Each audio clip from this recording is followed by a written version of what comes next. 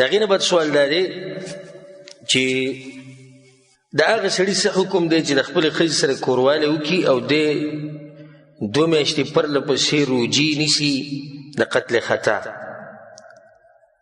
لکه یو سړی دی او په خطا سره قتل کړی دی او 2 میاشتې روجي لګیا دی نیسي او په منځ کې د خپلې ښځې سره کوروالی وکړو. الجواب بالله توفیق هغه دا دی چې کفاره د قتل خطا هغه دا دی چې یو غلام ازادول، مري ازادول. که د دې طاقت یې نه وي نو بیا به 2 میاشتې روجي نیسي پرله پسې. په سورة النساء کې دا خبره ده فدیة مسلمة الى اهله وتحرير رقبة مؤمنة. وتحرير رقبة مؤمنة یعنی یو غلام ازادول مسلمان. فمن لم يجد نکه چاته دا میلو نشي او طاقت یې نه فصيام شهرين متتابعين نو 2 میاشتې روجې به نیسي پرله پسې توبة من الله.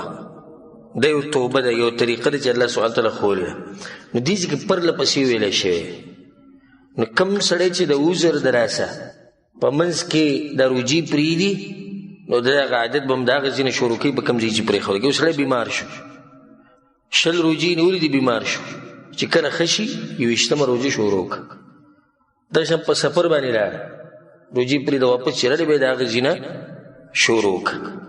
خو دا چې کوم ورور دی د خپلې ښځې سره کوروالی کړی د دې د لاسه د ده د هغه روجي پرله پسې نیوه د هغې هغه متتابعت هغه مات شو.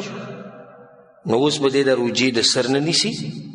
یو کار به دا کوي او دویم کار به دا کوي چې توبه به وباسي ځکه چې بغیر عذر نه روجې هغه ماته کړې ده. دغه 2 کارونه پرې توبه او دا روجي به بیا د سر نه شروع کوي. والله اعلم.